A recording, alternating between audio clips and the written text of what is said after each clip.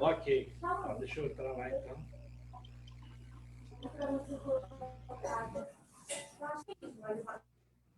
Tu botou em qual, Luiz Felipe? Eu tenho no Cérebro Caminho do Meio. Tá. Então eu vou Mas está no Instituto também. Ah, está no Instituto também. Então tá. Beleza. Então, estamos começando. Isso. Então, sejam todos bem-vindos, bem-vindos a mais um painel virtual. O meio ambiente, Viamão e o meio ambiente, que acontece em todas as quintas-feiras, às 19 horas. Já virou um programa semanal. E temos tido a alegria de poder receber pessoas aqui de ótimas ideias. Então, antes da gente começar propriamente o programa, quero apresentar aqui a nossa caminhada, que começou de uma reunião, de uma convergência de ideias com o Cláudio Fiorese, do Instituto Federal, com o Ricardo Pellegrini, Instituto Caminho do Meio, projeto Tupambaé, e onde nós queríamos fazer um programa sobre a Semana do Meio Ambiente, e acabou virando um programa de muitas semanas. Em vez de ser uma Semana do Meio Ambiente, virou um programa de muitas semanas. Passamos pelo meio ambiente e espiritualidade, com Lama, depois as áreas de proteção de Viamão, a APA do Banhado Grande, o Parque Estadual de Itapuã, depois outros, como o nosso Lago Tarumã aqui, olhar dos povos originários sobre as questões ambientais, a gestão municipal e territorial, as ações da Emater, que sempre está aqui conosco, o Vladimiro, e que tem nos surpreendido com uma visão muito convergente com esse debate todo que a gente está fazendo sempre às quintas-feiras. A agricultura familiar e seus personagens, onde a gente colocou nesse contexto o assentamento Filhos de Cepé e a produção orgânica que eles estão fazendo lá, os benefícios, todos esses benefícios que estão vindo para a cidade de Viamão e a comercialização desses produtos. Hoje nós temos a feira, às quintas-feiras, a feira de produtos orgânicos na Praça da Matriz, aos sábados lá na Santa Isabel. Então, tem um benefício direto já da sociedade viamonense com esse assentamento Filhos de Cepé. Depois tivemos a Agrofloresta e a Sintropia, que foi bem legal. Todo mundo está preparando o seu espaço para a produção. E, na última quinta, foi uma delícia total, o lançamento da cartilha com a Márcia Persúncula e a Cátia Almeida, produzida e pensada dentro do Instituto Federal, um projeto dentro do Instituto Federal sobre alimentação saudável. Então, foi uma delícia pura isso aí. Maravilha. E assim nós continuamos. Certamente, quinta-feira, vamos apresentar um novo tema e vamos pensando Viamão e o meio ambiente, que ultrapassa muito Viamão, porque essas reflexões têm sido compartilhadas e servem para todos os lugares do planeta. Nós queremos preservar o planeta, a nossa terra, que nos gerou e que é o nosso lugar. Somos ambiente, somos o meio ambiente. Então, convidar a todos que estão acompanhando essa live, que criem as salas de vídeo para compartilhar, para ampliar bastante o nosso... atingir mais pessoas, alcançar mais pessoas, né, com essas boas ideias que nós vamos ter através dos nossos convidados nessa noite. Então, seria isso para introduzir, sejam todos bem-vindos, e um ótimo painel virtual a todos. Boa noite a todas e a todos, né? Cumprimentar meu companheiro aí de jornada, o Sérgio, e o professor Fiorese, onde nós já estamos no 11º encontro, como o Sérgio comentou, né? Então, é uma alegria muito grande a gente poder estar aqui reunido e trazendo todas essas essas participações desses nossos convidados que abrem mão de estar junto aos seus familiares no horário da janta, no horário nobre desses, né? Para poder trazer um pouco dos seus conhecimentos, das suas caminhadas, né? E engrandecer esse nosso programa, né? Como o Sérgio já falou, a gente tem tentado aqui potencializar todas essas visões da agroecologia, da proteção do meio ambiente, que se faz tão necessário. E que o município de Viamão tem todo esse potencial, né? A gente está aqui no maior, né, município da região metropolitana, um ativo ecológico fantástico, né? Com essas áreas de preservações, os aquíferos, né? Essas produções de alimentos todas, né? Orgânicos, e o maior produtor de arroz orgânico, e toda essa caminhada aí agroecológica que o Instituto Federal, desde que chegou aqui há alguns anos, tem conseguido potencializar, e com um lindo trabalho também do professor Fiorese do projeto Eco Viamão. Eu acho que a gente fez uma lista de várias coisas, né? Que a gente ainda vai, vários programas que a gente ainda vai apresentar, e me parece que a gente está deixando, agora me surgiu isso, nós estamos deixando passar o projeto Eco Viamão. Não sei se numa live só a gente consegue falar todo esse trabalho maravilhoso aí do Instituto Federal, que está potencializando, né, todo esse trabalho aqui nessa região, né? Então, eu gostaria de, antes de passar para os nossos três convidados, Fernanda Miranda, José Ricardo e Luiz Felipe Vilas Boas, né?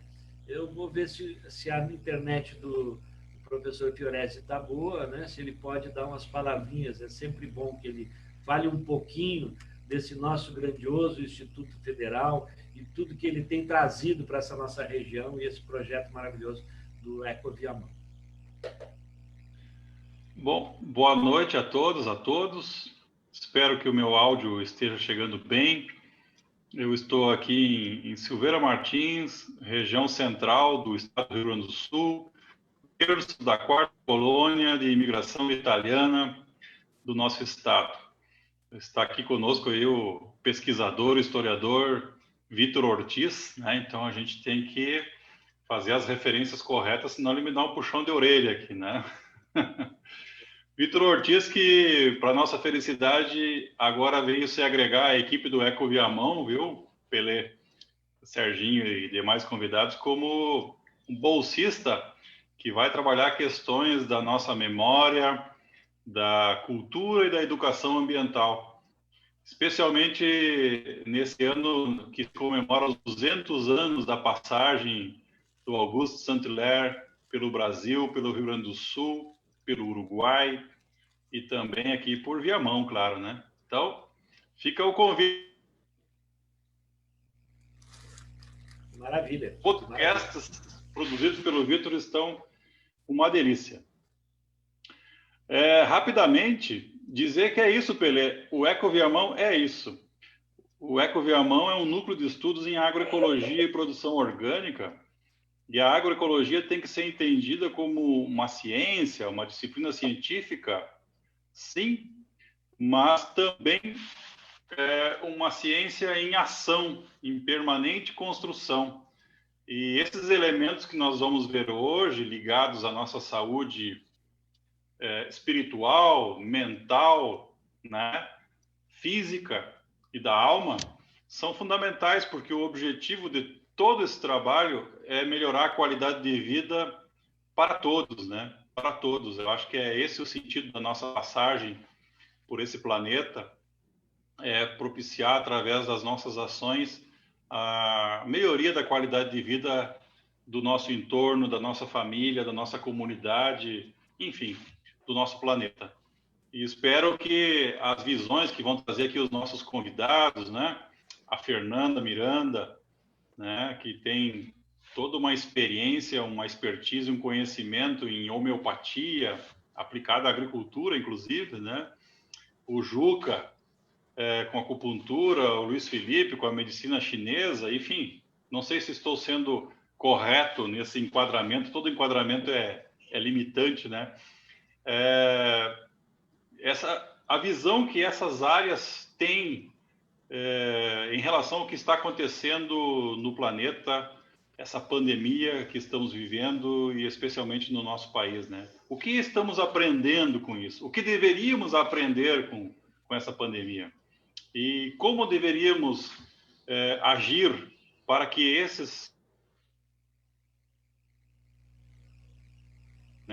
que não tenhamos uma nova pandemia daqui a alguns meses, alguns anos, provocando todo esse impacto sanitário, econômico, social, emocional, psicológico, né? Que realmente está sendo marcante. Então, sem mais delongas, sejam todos muito bem-vindos. Muito obrigado mais uma vez pela essa oportunidade de aprendizado e que, como disse o Pelé e o Serginho, disseram que a gente consiga multiplicar esses bons conhecimentos, essas boas experiências para que saiamos melhor dessa pandemia. Boa noite a todos. Um bom encontro a todos nós. Obrigado, Fiorese. Então, na nossa dinâmica da noite, então, nós pensamos aí em seguir um protocolo que a gente já tem utilizado, que seria umas breves palavras de cada um dos convidados, né? Para falar um pouquinho da sua trajetória, né? E como que chegou a Viamão, já que estamos inseridos nos painéis de Viamão, né? Como que as pessoas chegaram por aqui, né? Então, eu daria mais ou menos 3 minutos para cada um se apresentar um pouco e depois nós vamos para uma segunda rodada. Essa primeira é só para a gente ir esquentando e eu não acabar apresentando vocês como vocês não estão se enxergando hoje, né? Então, vamos passar primeiro para a nossa querida Fernanda Miranda. Olá, boa noite. Muito feliz com o convite, ainda mais com esse tema tão especial que não se dissocia, né? Saúde e ambiente. Então, eu sou, na verdade, sou uma paulistana, estou aqui no Rio Grande do Sul desde 2006. Eu vim para o Rio Grande do Sul porque eu casei com um gaúcho, e conhecido de vocês, inclusive, e vim direto para trabalhar na Bionatur. Eu vim para trabalhar na Conaterra, lá com os assentamentos na região sul do estado. Sou agrônoma, né? E vim para trabalhar na Conaterra. Então, trabalhei 2 anos na região sul, com os assentamentos na Bionatur. Vim para Viamão em 2008. Então, trabalhar no assentamento Filhos de Cepé. Fiquei como agrônoma, né? Fiquei 4 anos no assentamento, 4 anos e meio trabalhando no assentamento. Fui me aquerenciando por aqui, igual dizem os gaúchos, né? Fui me aquerenciando aqui por Águas Claras. Depois, por conta do trabalho, tive que dar uma saidinha daqui, morei em Porto Alegre durante alguns anos, e agora fazem 4 anos que eu estou então, de volta para Águas Claras. Agora não mais trabalhando diretamente com os assentamentos, antes eu trabalhava na assessoria técnica, né, relacionado ao INCRA. Agora trabalho como terapeuta homeopata, atendo muitas famílias, inclusive no assentamento, e como assessora técnica em homeopatia, né? Hoje eu sou autônoma. Que é isso, minha breve apresentação. Depois eu falo mais do meu histórico. Que legal, que legal. Eu aproveitando já para fazer um comercial, né? A Fernanda também é mãe aqui na escola Caminho do Meio, onde nós temos uma escola aqui no Centro Budista, né? Que estamos dando aulas de forma online, né? Mas seguimos com as aulas e então ela tem a filhinha dela como aluna aqui. Então ela é 2 filhas aqui, né? Então ela é mãe aqui da escola, então é muito próxima de nós, né? E eu não conhecia uma parte dessa caminhada da Fernanda. Me parece que ela poderia estar em outras lives, né? A live do assentamento e da história do assentamento e tudo mais, né? E mais uma agrônoma chegando no time aí para as novas oportunidades. Então vamos passar aí a palavra aí para o José Ricardo. Então, boa noite, todo mundo, todas. Eu conheci Viamão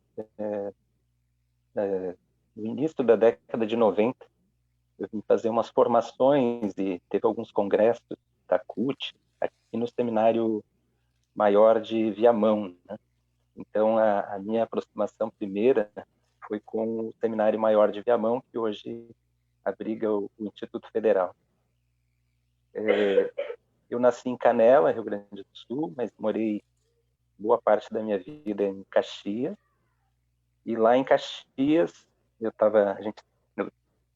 fazia parte da administração municipal, né? Coordenei o orçamento participativo na primeira gestão da Frente Popular na cidade, durante os 4 anos.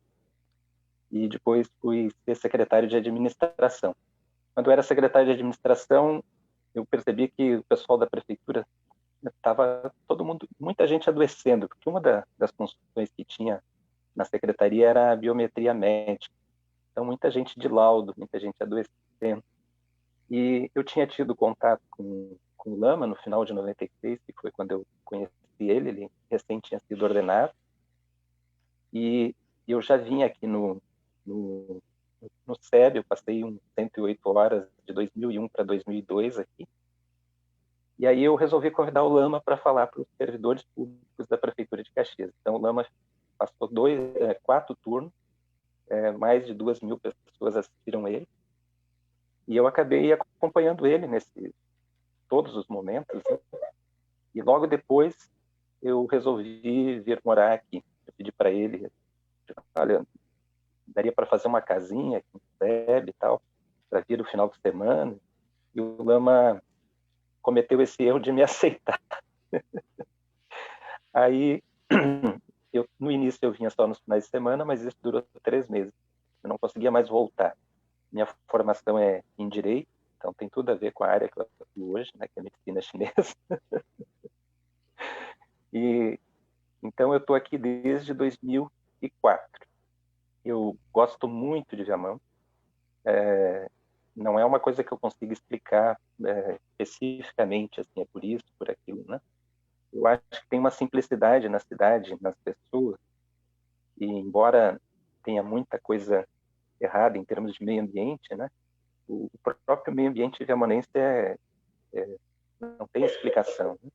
É muito maravilhoso a gente ter um parque aqui, né, no Sentinela, ter todo o complexo do Parque de Itapuã, ter águas claras, a cidade ela tem esses aspectos naturais, tem os aspectos da produção, né, que o Pelé já citou, mas tem esses aspectos humanos, assim, né?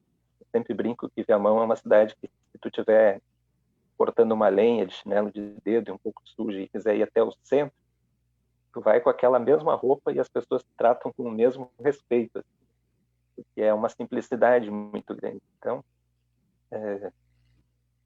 fui fundador, presidente do Instituto Caminho do Meio. Recentemente, o Pellegrini lançou uma chapa, né? Me derrubou da presidência do Instituto Caminho do Meio. Mas nós estamos já planejando, assim, eu fiquei de vice, né? Então no Brasil tem essa coisa do vice, assim, muito forte. Mas eu estou aqui pelo SEB, daí eu aprendi a meditar um pouco, fiz retiro, e então aqui eu ajudo a todas as tarefas que tem, assim, que precisam ser feitas. E nesse tempo, só para concluir, eu acho que eu já me entendi demais, eu fui fazer a medicina tradicional chinesa na escola Neidin, de Porto Alegre. Isso já tem 13 anos, mais ou menos. E desde 2010 eu passei a atender com a medicina tradicional, com a cultura fundamentalmente, moxa, butão, aqui no Caminho do Meio. Não sei se era isso, assim, se faltou alguma coisa. Maravilhoso, maravilhoso. A gente estava brincando antes aí que eu andei fazendo algumas sessões com o meu querido Luiz Felipe, né? Mas fui cobaia do Juca enquanto ele era estudante lá da escola Neijin. De vez em quando ele precisava de alguém aqui para espetar, né? Nada como um gordinho para ele usar as agulhas dele como cobaia, né? Muitas vezes ele me ajudou aí nos meus tratamentos aí. Vamos passar aí para o nosso querido Luiz Felipe, também aqui do Centro Budista, e vai fazer uma pequena e breve apresentação para depois a gente entrar na segunda rodada.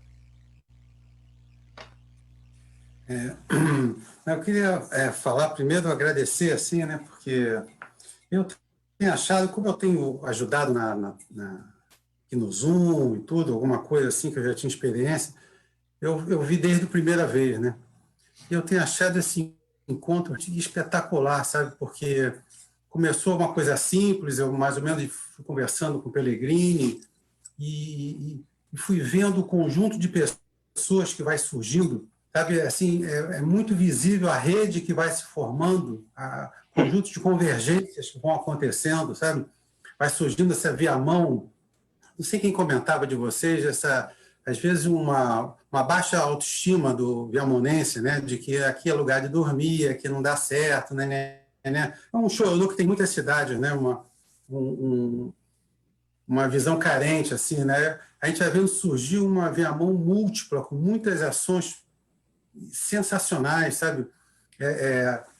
Processos complexos, sabe? Experiências ricas, sabe? Pessoas muito incrível. Eu queria agradecer por estar nesse movimento de vocês, né? Que é realmente incrível, incrível mesmo. E eu acho bastante incomum, né?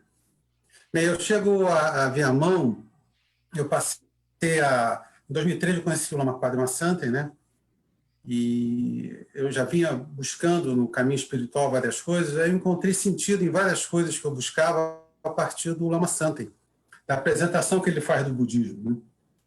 E no budismo propriamente, né? Mas primeiro foi na forma que ele apresenta, sabe, as coisas. E aí eu fui me introduzindo no budismo, fui conhecendo o budismo e passei a frequentar aqui o SEB Caminho do Meio, que é o centro budista aqui em Viamão, a partir de 2004. Aí eu vim algumas vezes aqui e tudo, e aí no Rio de Janeiro, que é de onde eu nasci, de onde eu morei a maior parte da minha vida, eu passei a frequentar no Rio e me relacionar com o Lama Santen e com o SEB Caminho do Meio como visitante. Eu vim aqui como retirante, né, fazer retiros e tudo. E aí, em 2015, eu e Cláudia, minha esposa, conversamos com ele sobre a nossa transição, nossa vinda para cá. A gente tinha como alternativa vir para cá ou ir para Alto Paraíso, porque são os dois SEBs. A gente estava disposto a isso, né, fazer um movimento para uma aldeia budista, para um centro budista. A gente tinha essa aspiração, a gente tem essa linguagem, né, de se movimentar por sonhos, e a gente queria se vincular a um sonho que a gente considerava mais interessante, que é o sonho do Lama Santen, né? Ele já era tanto meu mestre quanto de Cláudio. E aí, em 2016, a gente se muda para cá, em fevereiro de 2016. Então, eu moro em Viamão, estou no 5º ano aqui, no Carioca, em Viamão. E aí é isso, quando eu fui conhecendo o Lama Santen, eu fui fazendo os retiros e fui surgindo como um praticante de meditação, né? Eu cheguei a partir dos ensinamentos, e aí eu fui meditando e fui percebendo o universo a partir da visão da meditação. Então, é isso que eu vou oferecer aqui hoje, né? É uma visão do que está acontecendo a partir de alguma experiência, de pouca experiência, mas é alguma, a partir da meditação, né? Então, eu estou aqui há 4 anos, estou no 5º ano em Viamão. E estou bem feliz aqui. Maravilha. Que maravilha. Então, a gente vai encerrando esse primeiro bloco, das primeiras apresentações, né? E vamos passar agora, então, para o segundo bloco, onde cada um fala um pouco da sua experiência profissional, como ela pode interagir com esse momento, né, que nós estamos passando de pandemia, né? Então, fica bem livre para cada um trabalhar os seus temas, né, interagir, né, com as questões da pandemia, do Covid, né? Então, é bem tranquilo que cada um escolha a sua linha aí de fala, né?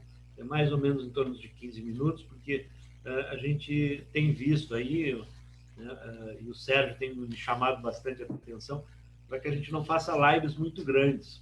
Quando a gente está aqui na live, né, conversando, hoje aqui, né, presencialmente tem 12 pessoas, deve ter já um número bem grande também ligados ao Face, tem gente que gosta de entrar mais pelo Face.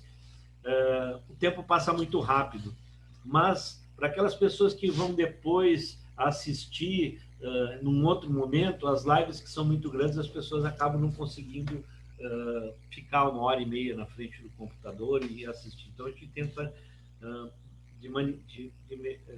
diminuir um pouco esses tempos, né, para que as pessoas possam assistir em outros momentos. Só para vocês terem uma ideia, a maioria dos nossos programas está tendo em torno de 1.400, 1.500 visualizações lá no Face do SEB, e é compartilhado também no Face do Instituto Federal, do Instituto Caminho do Meio, que é a nossa cara, né, quando a gente vai se colocar aí no mundo de uma forma não religiosa, né, nós temos esse Instituto Caminho do Meio, do qual eu consegui, através de algumas fake news e mais algumas propagandas, e prometendo alguns cargos, derrubar meu querido amigo José Ricardo Juca, né, que era o presidente aí, estava há muito tempo, né, e conseguimos aí, estou brincando, né, mas é a nossa cara aí, como que a gente se apresenta, como que a gente pode se relacionar com a Prefeitura de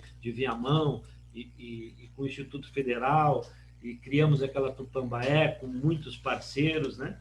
Então, esse instituto é o que faz que a gente esteja aqui e também sendo divulgado nessas páginas, né? Então, querida Fernanda, siga aí, que eu também, não é porque vocês não vieram aqui para me escutar, vieram para escutar os nossos convidados. Falar um pouquinho sobre a homeopatia, né, e sobre um pouco da base para a gente ter uma ideia do que está falando, né? E às vezes pode parecer meio confuso essa coisa de ser agrônoma e de ser terapeuta ao mesmo tempo, né? Trabalhar atendendo pessoas e ao mesmo tempo atender plantas, solos, bichos, né? Parece de tudo, gato, cachorro, de tudo para atender, né? De tão abrangente e possível que é a cura através dos medicamentos homeopáticos, né? Porque os medicamentos homeopáticos, eles curam todos os seres vivos, todo mundo que se move, que tem uma energia, né? Uma energia vital que move o ser, ele é possível de ser curado de qualquer, em princípio e em tese, de qualquer desequilíbrio que esteja sofrendo, né? Então, a homeopatia surgiu na Alemanha há 220 anos atrás, através do médico Samuel Hahnemann. É um médico, então surgiu como uma terapêutica médica, né, para tratamento de humanos. Especificamente em pandemia, já desde 1700 e pouco, o Hahnemann já tratava as epidemias através de medicamentos homeopáticos. Qual que é a base da homeopatia? A base da homeopatia é a cura pelos semelhantes. Então, o que o Hahnemann descobriu, já com base em outros antecessores dele, também outros médicos, é que aquilo que é capaz de causar a doença é o que pode ser curado, se for administrado em doses diluídas e dinamizadas, né? Então, esses são os medicamentos, são doses extremamente diluídas e extremamente dinamizadas, né? Passa por um processo de dinamização, que ao ser administrado por qualquer ser, entra em contato com a energia vital e promove a cura, né? Então, a homeopatia estimula, o medicamento homeopático estimula o indivíduo, cada indivíduo, a encontrar o caminho de cura, fortalece os mecanismos de defesa, né? Busca a homeostase individual. Por isso que serve para planta, para gente, para bicho, para todo mundo que se move, para todos que se movem. São mais de 3.500 medicamentos homeopáticos. A base são minerais, vegetais e animais, né? Então, são elementos da natureza que são transformados em energia, né? Em medicamento, porque é eletromagnetismo, medicamento, e esses medicamentos são administrados, né? Qual que é a visão da homeopatia? Assim? A visão da homeopatia de saúde é que existe um desequilíbrio inicial, que é um desequilíbrio vital, um desequilíbrio na energia, né? Dá para a gente fazer uma comparação com um plano mundial nas epidemias, né? Quando acontecem essas doenças que muita gente é acometida, né?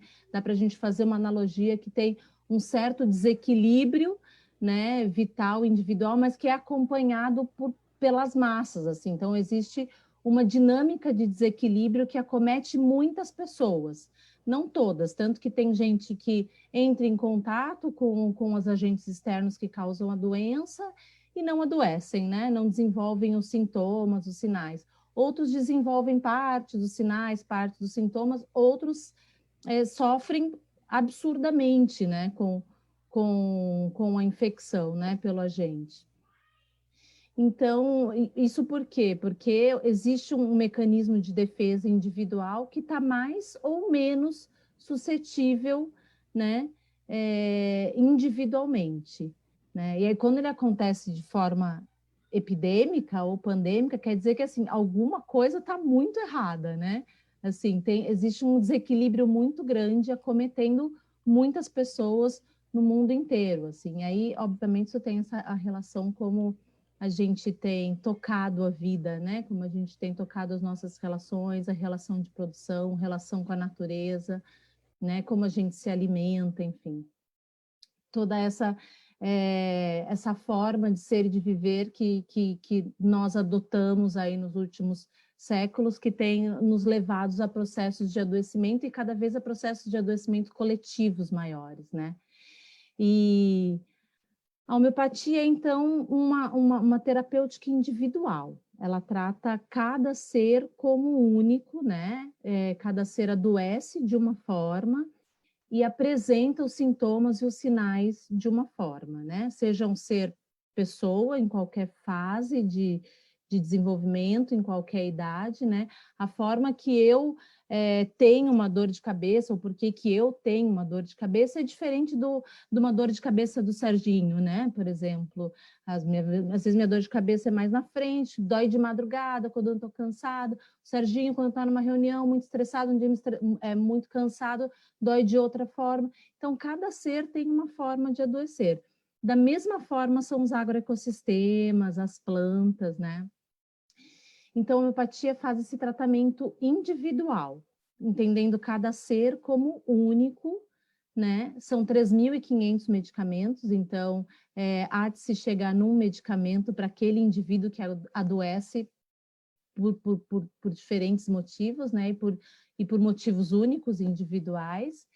E a mesma coisa nas plantas, né? E isso está relacionado ao tanto ambiente interno, como a gente está internamente, né? Como a gente percebe o ambiente externo, como a gente sente o mundo externo, como a gente sofre, influenciado ou não pelo mundo externo, ou relação direta com uma infecção, né? Algum agente, algum patógeno, né? E a gente não está preparado para isso. E mesmo sendo uma terapêutica de tratamento individual, né? Então, cada ser adoece de uma forma e tem um medicamento que te cura, né? Tanto para solo, para planta, para gente, né? Sempre tem um medicamento que te cura, né? Que cura a totalidade sintomática. A homeopatia vê o ser como um todo, né? Então, é uma dor de cabeça por causa que tem um estresse, que dá não sei o quê, que dá... Então, trata o ser como um todo, nos seus campos mental, emocional e físico. E isso passa pelas sensações também, de como a gente sente até aparecer no mental, no emocional e no físico. Para a planta, isso já não é tão simples assim, né? Na planta a gente vai mais na observação, na relação como que está no ecossistema como um todo, na região, às vezes na vizinhança, como os agricultores estão se relacionando com aquele ambiente, né? E como isso funciona? Isso é a base da homeopatia, então, né? Medicamentos ultra diluídos, dinamizados, né? Então, uma base eletromagnética, um medicamento energético, né? Que atua num ser como um todo, né? Equilibrando a sua força, a sua energia vital, estimulando a sua energia vital para esse organismo encontrar os caminhos de cura nos diversos corpos, né? Mas basicamente emocional, mental e físico. Essa é a base, né? E aí, mas como que isso acontece numa pandemia, né? Que a gente vê que está milhares e milhares de pessoas adoecendo mais ou menos da mesma maneira, né? Tem um padrão geral da doença, mas da mesma forma os indivíduos adoecem à sua maneira, né? Essa semana eu atendi uma moça que ela tinha muito medo, medo de morte, ansiedade, medo de doença, medo de pegar a doença, né? Preocupação com o futuro, como que vai ser o futuro, como que a gente vai se virar daqui para frente. Isso também são sinais e sintomas da pandemia, né? Não da infecção por coronavírus, mas da pandemia como um todo, né? E como essa moça percebe e sente esse momento, né? E outros já não, com falta de ar, acometidos fisicamente mesmo, né? Com uma certa preocupação, mas acometidos fisicamente.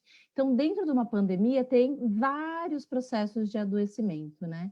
E ela acontece, como todas as pandemias, o Hahnemann descreveu algumas pandemias, desde a primeira pandemia de tifo e de escarlatina, lá em 1700 e pouco, que ele administrou beladona, que é um medicamento homeopático clássico, assim, que ele administrou massivamente, e os resultados foram maravilhosos, assim, diminuiu o número de mortes e os sintomas foram bem mais leves nos que estavam acometidos pelas doenças.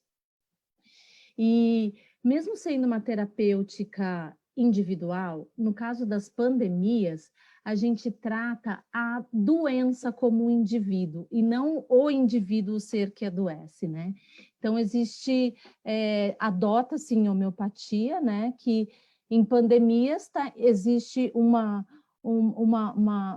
predisposição grande, né, uma predisposição mais geral, mais ampla, mais extensa, mundialmente, que muitas pessoas são acometidas, né? Então, um desequilíbrio grande em nível quase que planetário, né? Agora em nível planetário, né? E, em média, as pessoas adoecem de mais ou menos de uma forma, mesmo tendo as suas individualidades. E aí tem um histórico de tratamento. Então, em pandemia, a homeopatia ela é usada, se individualiza a doença e não o doente. Então, o conjunto de sintomas que a doença traz, se encontra um medicamento que pode servir para um número máximo de sintomas, porque é assim que a gente elege um número de sintomas, elege uns sintomas e encontra um medicamento que cure o máximo desses sintomas, né? No caso do coronavírus, o medo da doença, a ansiedade, a preocupação com o futuro, aí vem garganta, tosse, coriza ou não, né? Tosse seca, perda de olfato, de paladar, os casos mais simples, depois vem para uma versão já mais de falta de ar, né? De sensação de opressão, de ataque dos pulmões.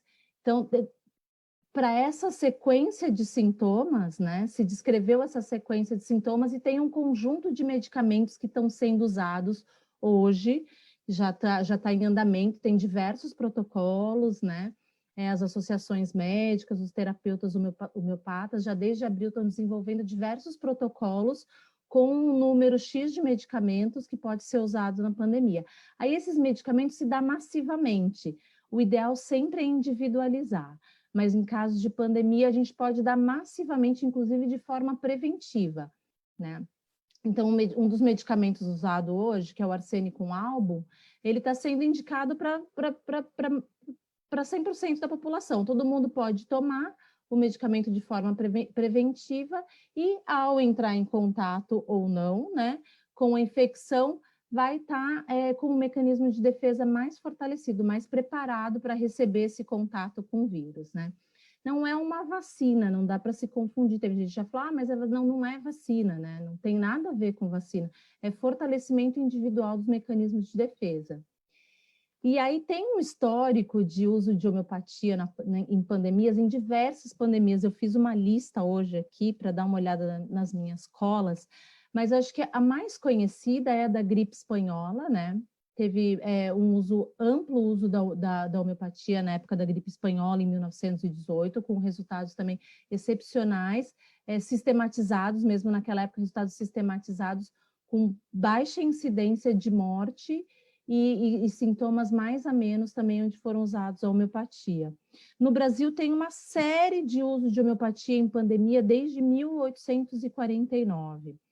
A mais conhecida, acho que a mais recente, foi na epidemia de dengue, em Macaé. Eu acho que esse monte de gente ouviu falar disso, assim, porque ficou bastante famoso, já era uma época de circulação, de maior circulação de informação na internet, né? Então chega mais fácil para as pessoas.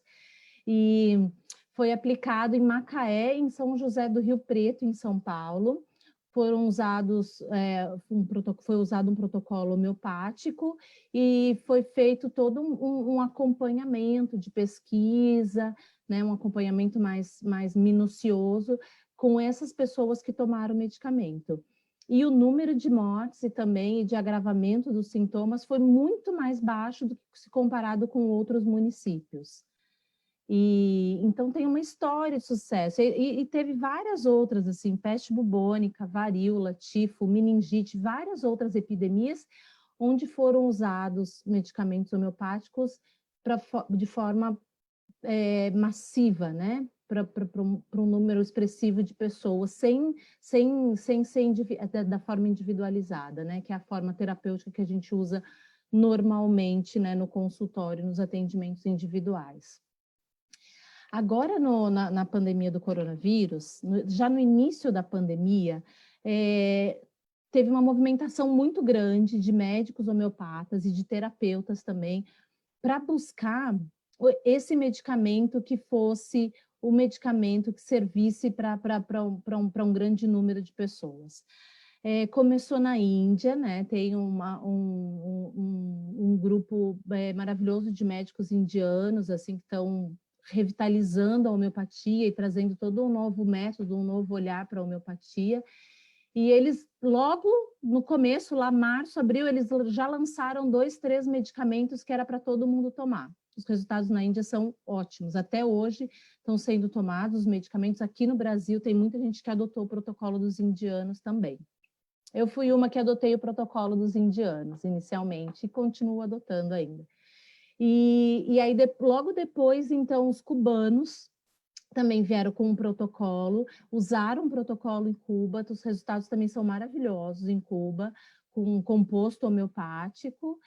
E aqui no Brasil, então, tem um grupo, Associação Médico Homeopática do Brasil, e o grupo de terapeutas também lançaram protocolos de utilização massiva de medicamento e fazendo atendimento gratuito, inclusive, tanto nós terapeutas como médicos, fazendo atendimento gratuito para atender pacientes já acometidos por Covid, né? Já infectados por Covid, pelo corona.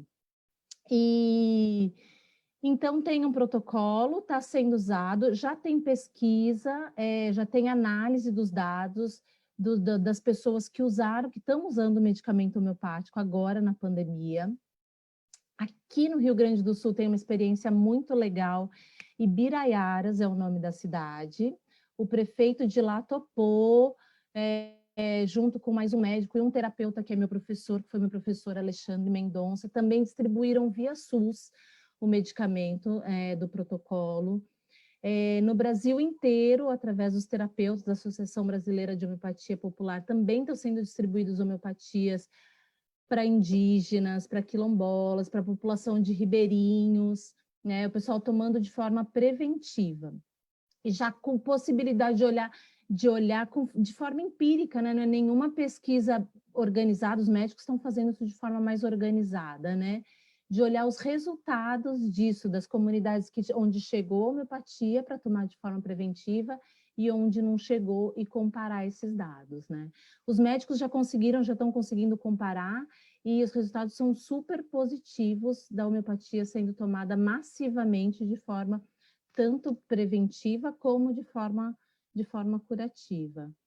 Então, é isso, assim, a homeopatia é uma terapêutica espetacular, né? Atua desenvolvendo as forças individuais, né? Movendo as forças individuais de cada pessoa. Ela é barata, né? poderia ser de mais fácil acesso, né? Eu espero que nessa pandemia a gente tenha aproveitado para divulgar bastante essa terapêutica, né? Para ficar mais acessível, chegar cada vez a mais pessoas. Ela é barata, então ela não tem contraindicação, ela não tem toxicidade, né? E se relaciona com cada um mesmo, cada um se relaciona de forma individual. É uma nova forma de você olhar para si mesmo, olhar para o ambiente, olhar para o todo, né? Olhar para um ecossistema, né? É um estímulo individual, né? Para a pessoa, o indivíduo se achar novamente, se encontrar novamente naquele ambiente, né? Encontrar o que adoece, o que não adoece, né? Encontrar os caminhos de cura. Então é isso. Tem muitas possibilidades e tem muita coisa acontecendo, tá muito bacana. E na agricultura também, para além da pandemia, então a homeopatia está brilhando o olho de muito produtor, inclusive dos produtores convencionais, porque os resultados são maravilhosos, né? Tem muito produtor de soja buscando homeopatia para iniciar uma transição de sistema de produção, porque tem um baixo custo, fácil aplicabilidade, baixo custo, né? Então, cai como uma luva, né, nesse nosso momento que a gente precisa tanto olhar individualmente, né? Olhar para cada um, fazer mudanças profundas, internas, em cada um, para depois ir para fora, né? Para o coletivo e para as relações com as pessoas, relações com os ambientes, relação com o mundo. E a homeopatia traz esse conforto, sabe? Ajuda a gente a encontrar esse lugar. E faz uma parceria com todas as outras terapias, porque não tem contraindicação, inclusive com os alopáticos. Pode usar alopatia e tomar a homeopatia, né? Então, é super integrativa e é revolucionária, e digo que é necessária para a nossa transição necessária que a gente está precisando fazer agora. Usei 15 minutos, Pele. Maravilha, Fernanda. Que maravilha trazer todo esse conhecimento, né, que às vezes a gente não tem, né? Que a gente não tem, que não conhece profundamente, e esse sobrevoo que tu desse foi maravilhoso. Vamos passar a palavra ao Luiz Felipe. Tudo bem, Luiz Felipe? Abre o teu microfone. Tudo bem.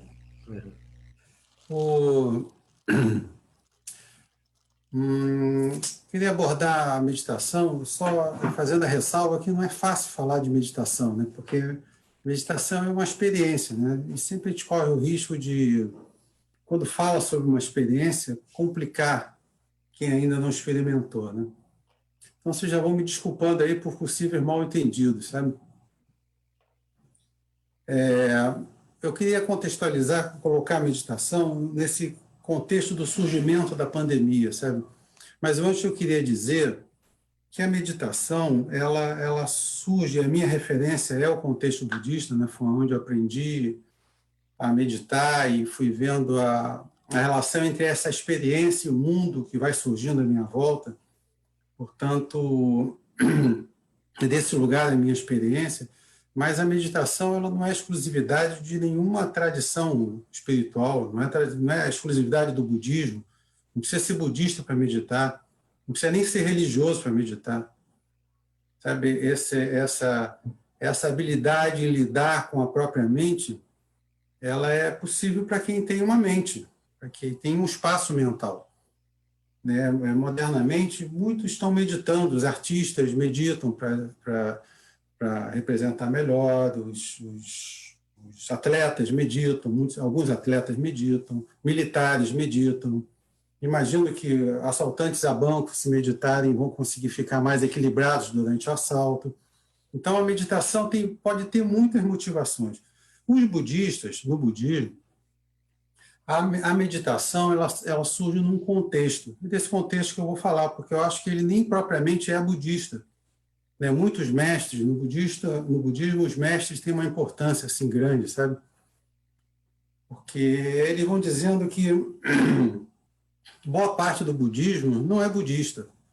Então, tem muitas coisas do budismo que podem ser apropriadas. Outro dia, a gente estava escutando aqui, a gente tem um programa numa rádio aqui, a Sampadamita, estava o Frei Beto falando, não sei se vocês assistiram. O Frei Beto falou claramente, ele teve contato com a experiência budista, e ele que se apropria positivamente da experiência budista de meditação, e ele medita. Então, é desse lugar, assim, sabe, de algo que fica disponível, e está disponível para todas as pessoas, para todos os seres. Essa experiência, ela está posta, ela está colocada. Então, realmente, eu convidaria a todos, a todo mundo, sabe, inclusive aos budistas, sabe, de aprofundar a sua experiência em conhecer a própria mente, conhecer esse universo do mundo interno, que é o primeiro contato da meditação, é você perceber, você fazer contato com algo que está disponível e que ele surge num conjunto de experiências onde a gente vai, através dessa percepção, perceber que o que surge fora é inseparável do que surge dentro. Mas o primeiro contato é a gente perceber que a gente pensa, e surgem os pensamentos, no mesmo espaço surgem imagens, as emoções estão por ali também. Todo o nosso sentido de percepção que a gente dá, as nossas crianças na escola não conseguiriam dar sentido, dar surgimento àquilo que eles aprendem se não passar pelo espaço mental. Eu queria trabalhar nesse nível de obviedade. Todos nós aqui, cada um que está escutando, não está escutando o que eu estou falando. Ele está escutando e está dando significado, está dando surgimento ao que eu estou falando. O que eu estou falando não tem uma existência em si. Ele é totalmente dependente, o que cada um vai dar surgimento. Isso me parece óbvio. Eu queria chamar vocês para olhar para essa obviedade. O que acontece fora não está pronto. Ele sempre, em todos os casos, ele depende de quem se relaciona com aquilo e dá surgimento. Eu queria que você refletisse um pouquinho sobre isso. Se as coisas são as coisas. A pandemia é a pandemia?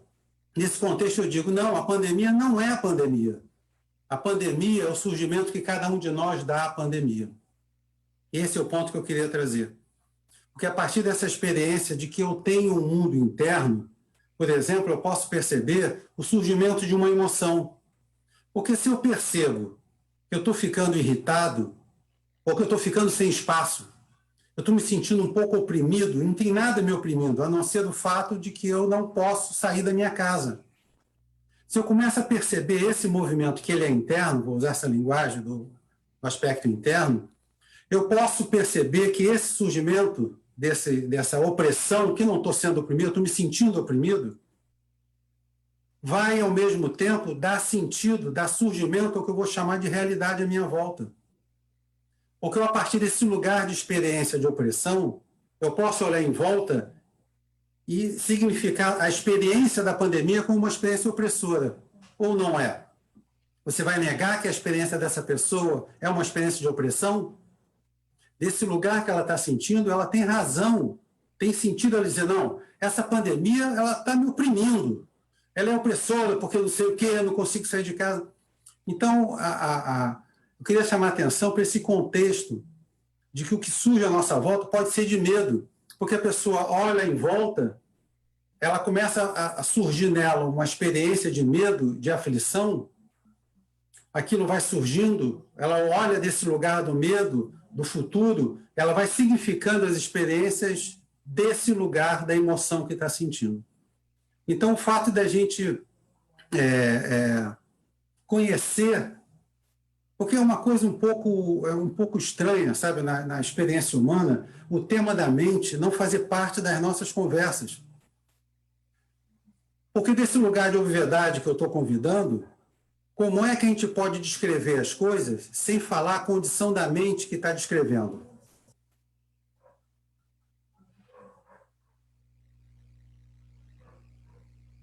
Como?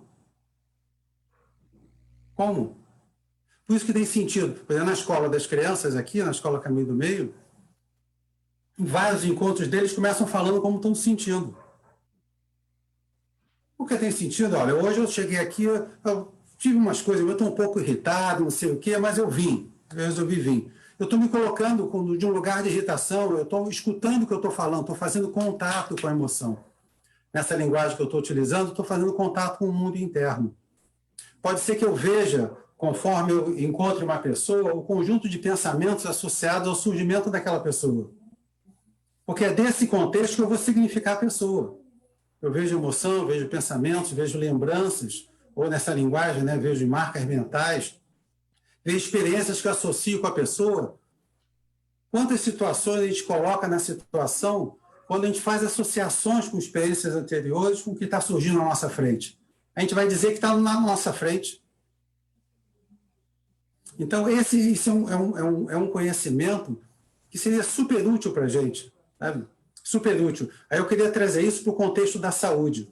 Porque se eu não percebo que eu estou me irritando, por exemplo, que meus ombros estão tensionando, estou exagerando, mas às vezes é menos do que isso, eu estou me irritando, eu começo a travar aqui, eu assim estou exagerando, mas eu travo, meus ombros tensionam um pouco. Isso começa de manhã e vai até a noite.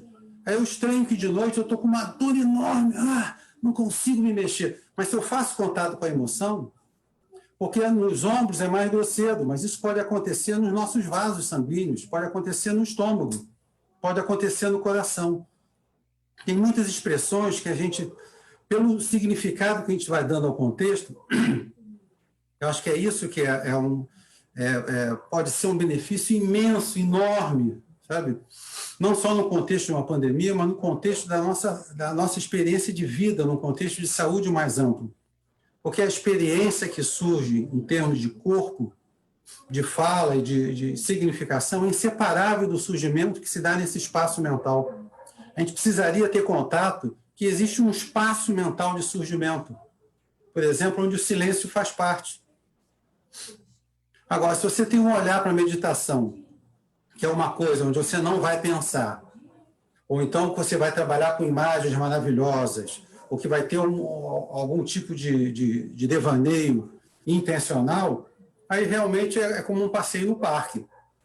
Eu estou trazendo para um convite onde a gente vai se debruçar sobre um espaço e ali vai investigar. Por exemplo, tem uma abordagem do Buda que eu acho interessante para o nosso tempo, é que como o Buda fosse um pesquisador que abriu o laboratório, se debruçou sobre o laboratório e observou as experiências. Então, ele senta, olha para a própria mente, olha para o espaço mental e ele observa em profundidade o que surge na mente e os surgimentos associados com as imagens externas. Ele investiga aquilo de forma profunda. E o que surge com o que foi chamado de budismo é o relato que o Buda tem das experiências que ele observou. Isso está disponível para a gente, está posto para a gente. E, sinceramente, não precisa ser budista.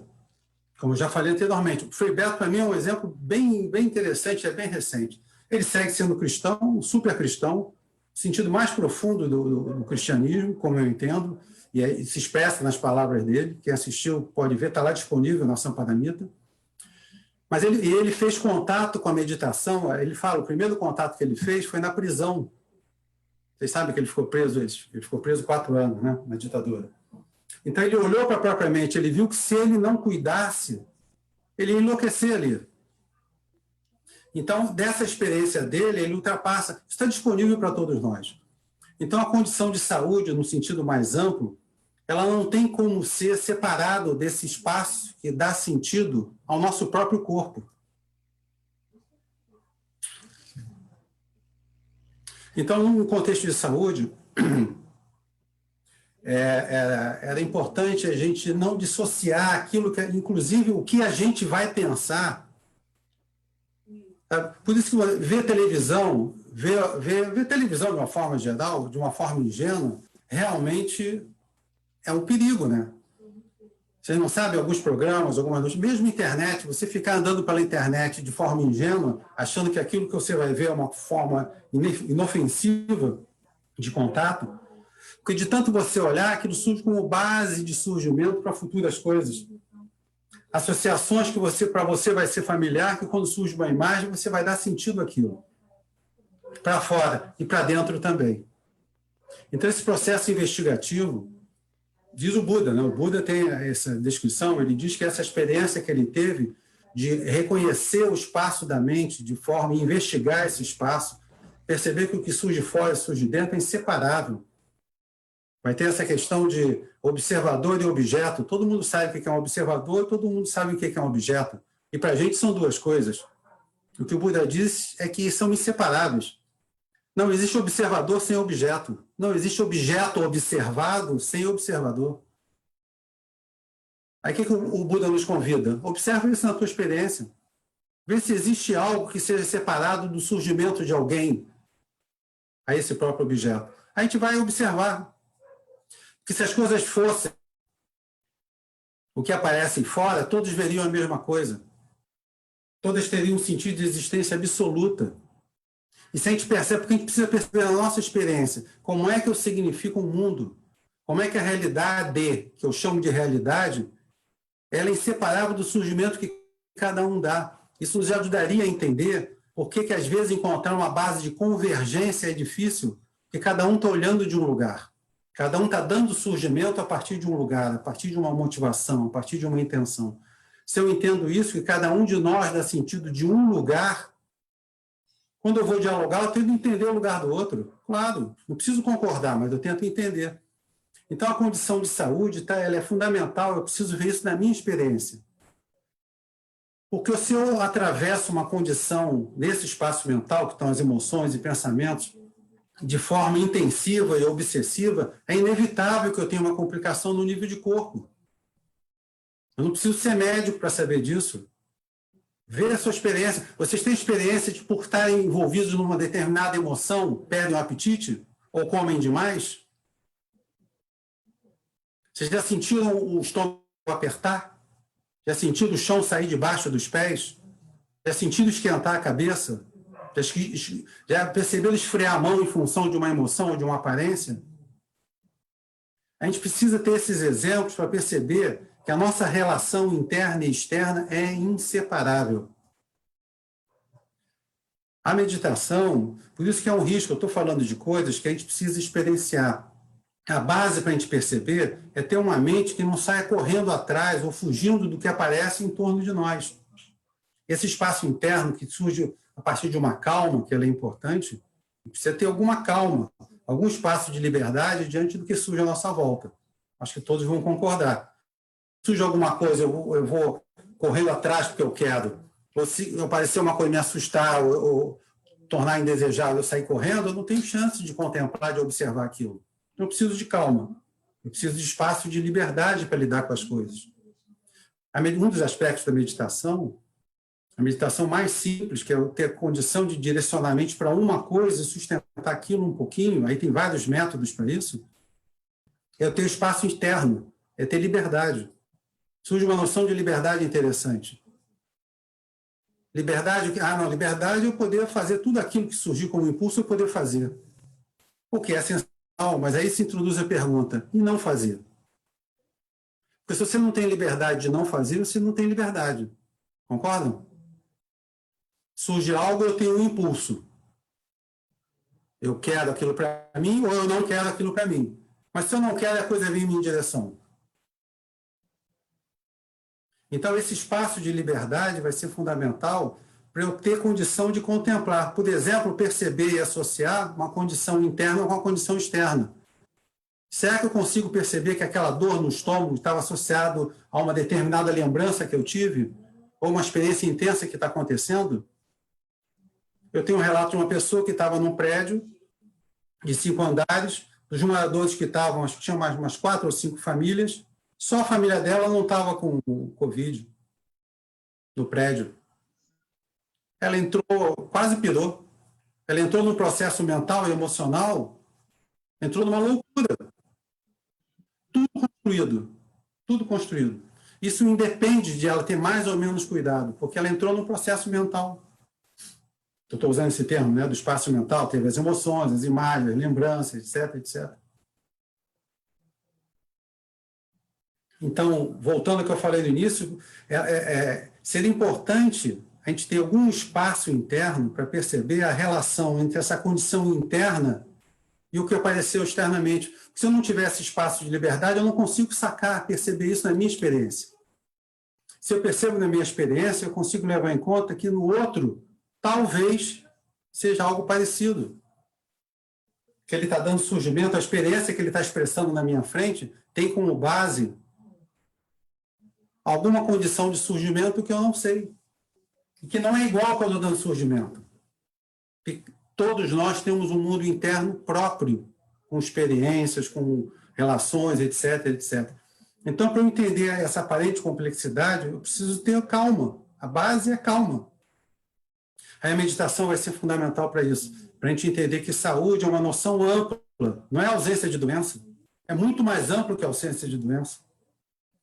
É uma condição mental, emocional, etc, etc. Nesse contexto, por isso que os budistas vão dizer, a vida é espiritual. Não é porque eles acham que todo mundo tem que ficar sentado e rezando e meditando, embora seja importante também. É porque eu posso olhar para todas essas coisas de uma forma mais profunda. Eu compreendo a realidade que surge à minha volta, além das aparências, muito mais profunda do que simplesmente achar que a coisa está lá e eu tocar.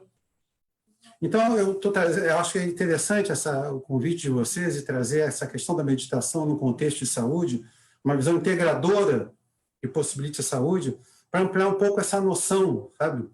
A gente precisaria trazer mais para o cotidiano, a gente ter mais métodos, sabe? Poder oferecer às nossas crianças, aos nossos jovens, aos nossos queridos familiares, numa linguagem que eles tenham condição. Hoje aqui eu estou usando como referência o budismo, mas a gente não precisa utilizar isso. Criar jogos, criar dinâmicas, criar momentos, sabe?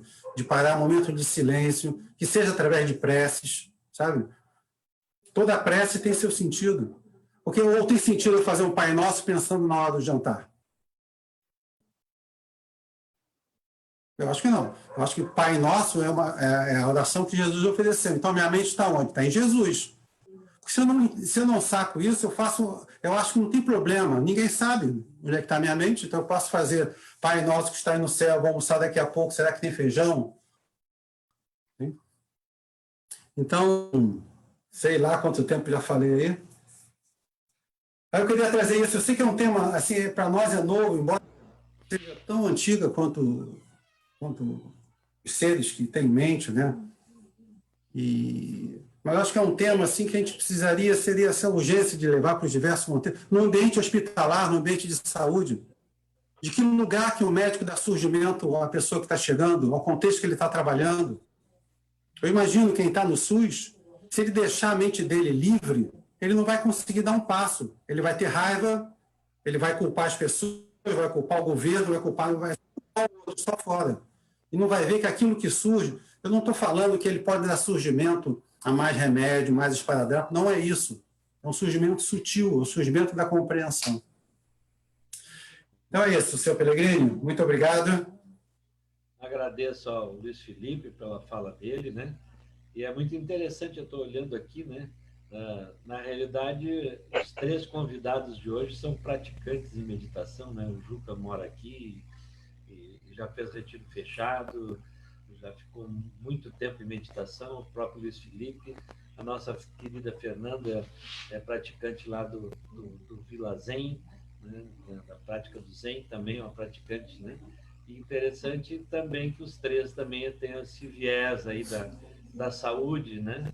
Porque além a gente vê os cartazes aí atrás, o Luiz Felipe também trabalha com pacientes, né? Com esse cuidado. Eu corria esse risco, sabia que corria esse risco, os assuntos são muito interessantes, né? E não queria como cortar vocês e diminuir, né, a fala de vocês. Então convido o José Ricardo, nosso conhecido como Juca, para dar sua participação. Muito legal ouvir a Fernanda assim, nesse contexto. A gente se conhece por aqui, né? E achei bem maravilhoso. Eu conheci a homeopatia em Caxias, inclusive o nosso prefeito da época era um dos primeiros formandos médicos homeopatas, no tempo que a homeopatia médica só tinha em Curitiba, com o Dr. Gamarra, né? Depois eu tive um grande amigo, tenho ainda, né? A gente não tem se visto, que é o Cláudio Rai, é um pediatra homeopata em Caxias. Então, convivi muito nesse meio, me tratei muito com homeopatia, muito, muito bonito. E a forma que tu trouxe assim, foi muito boa. Luiz Felipe também, assim, é a prática que a gente faz aqui no SEB, então acho que ele apresentou de uma maneira muito legal, né? E eu queria propor que a gente, quero propor dentro do meu espaço, que a gente fizesse um tempinho assim de silêncio durante esse momento aqui, que a gente dedicasse para todas as pessoas que nesse momento encontram algum tipo de sofrimento. E aí, então, a gente fazer um pouquinho de silêncio.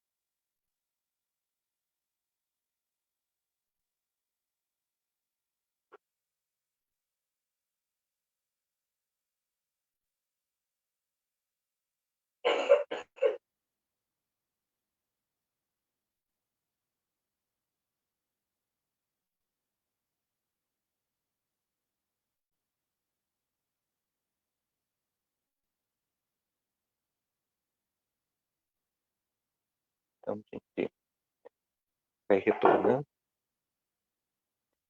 Serviu também para a gente reduzir um pouco esse ritmo, né, da experiência interna. Então, eu acabei fui convidado, né, e agradeço muito para fazer essa leitura a partir da medicina chinesa tradicional, né, que é a minha formação atual. Então, o primeiro clássico da medicina tradicional chinesa, que data de mais de 2000 anos antes de Cristo, ele, Neijing, Tratado do Interno, ele vai dizer que toda e qualquer manifestação de sintomas de doença começa no Shen.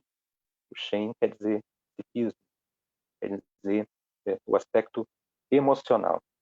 Isso tanto numa esfera individual como numa esfera coletiva, que a Fernanda abordou muito bem aqui. Então, se nós olharmos o ritmo e as emoções que estão prevalecendo, que estavam prevalecendo até o momento da epidemia, nós estamos num ritmo muito acelerado. A humanidade está num ritmo acelerado.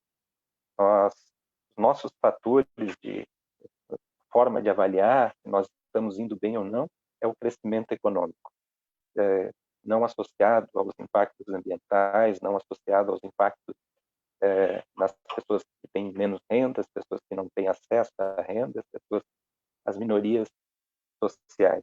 Então, as nossas crianças, os nossos jovens, eles olham para o mundo e eles não veem perspectiva. Eles olham para os pais, eles olham para os adultos, muita gente doente, né? As pessoas fazendo grandes esforços, e esses esforços, em geral, resultando em muito pouco. As pessoas cada vez mais distantes das pessoas amadas, né? Cada vez mais distantes dos aspectos internos emocionais, e o ritmo extremamente acelerado. Um ritmo que tem muitas consequências que acabam ocorrendo. Eu gosto de lembrar sempre, assim, quando eu vou comentar sobre algo, né? Eu gosto de ver na visão indígena, assim, né? Então, o Ailton Krenak, né, nosso amigo, ele diz que a Mãe Terra, nesse momento, ela resolveu, né, dar aquela ação irada, assim, sobre a humanidade, né? Ela veio e disse, chega, né? Não chega tão tranquilo, assim, não chega bem dito, assim, que faz quase todos nós já recebemos um dia da mãe e do pai que a gente passou dos limites, e eles mesmos, muitas vezes, sendo carinhosos e amorosos, eles nos disseram um grande chega. Então, a pergunta que o Fiorese fez no início, na fala dele, ele disse assim, o que nós estamos aprendendo, né? Eu acho que a primeira questão que a pandemia trouxe foi a redução do ritmo. A gente, por conta da pandemia, nós tivemos que reduzir o nosso ritmo. Por conta da pandemia, nós aprendemos como é cuidar integralmente dos nossos filhos. Então, a gente... essas rotinas, né, que quando envolve terceiros, elas muitas vezes a gente não percebe a importância que elas têm, e nesse momento a gente está percebendo como essas rotinas exigem uma presença. Então, nós estamos tendo mais possibilidade de acessar pessoas que a gente só acessava em conferências, em eventos, né? Então, nós estamos podendo, todos os dias, muitos encontros, muitas pessoas especiais que estão nas suas lives e que a gente está podendo acompanhar. Então, eu creio que a humanidade ela não vai voltar mais àquele modelo. Ela, embora todo o modelo econômico está se readaptando para tentar fazer com que isso ocorra, mas na prática as relações vão se alterar muito. Tomara que elas se alterem num sentido positivo. Sobre o ponto de vista da medicina tradicional chinesa, a gente trabalha com um conceito de 5 reinos mutantes, né? Ou 5, geralmente a gente encontra como 5 elementos, né? Esses reinos, eles são originários de um movimento que todos vocês já devem ter ouvido falar, do Yin e do Yang, né? Essa ascensão que se chama Yang, esse retorno que se chama Yin, a forma que se chama Yin, a função que se chama Yang, a gente vê muito aquele símbolo do Yin e do Yang. Esse Yin e Yang, ele vai se transformar nos 5 movimentos, ou 5 reinos, que é a forma que eu abordo, né? 5 reinos mutantes. Cada reino desses, né, que é a água, que é a madeira, que é o fogo, que é a terra e o metal, então a gente não relaciona com os 5 elementos. Os chineses viram na observação da natureza, então a medicina que observou o movimento da natureza, ela não foi uma teoria medicinal criada a partir de algo específico, ela foi uma observação da natureza. Então esses 5 reinos, eles vão fazer com que seja exatamente o ciclo de Yin e de Yang que se manifestam dessas 5 maneiras: expansão e contração, expansão e contração. Então, se nós formos fazer uma leitura do momento, a gente pode dizer que a gente chegou num processo de máxima expansão e agora tem a grande necessidade de se contrair. Se a gente não conseguir ter essa leitura, a humanidade ter essa leitura, desse voltar, desse capacidade de observação da natureza, de voltar para dentro, como o Luiz Felipe diz, de olhar de uma forma diferente para as nossas relações e a forma como a sociedade vinha se organizando, nós vamos ter o quê? Nós vamos ter escape de ano, né? Vai escapar, porque ele não vai conseguir retornar. E esse escape, a humanidade já viu em vários momentos da sua história. Inclusive, tem uma teoria que a humanidade já sofreu muitos Big Bang, muitos fins e recomeços, né? Esse escape, dentro do corpo humano, quando ele ocorre e ele não é tratado, ele vai gerar taquicardia, ele vai gerar rubor, ele vai gerar dor de cabeça, até o momento que o sistema entra em colapso final. Então, nós, enquanto humanidade, trazendo para a relação com a medicina chinesa, a gente vai precisar reconhecer que chegou num limite do modelo de comportamento.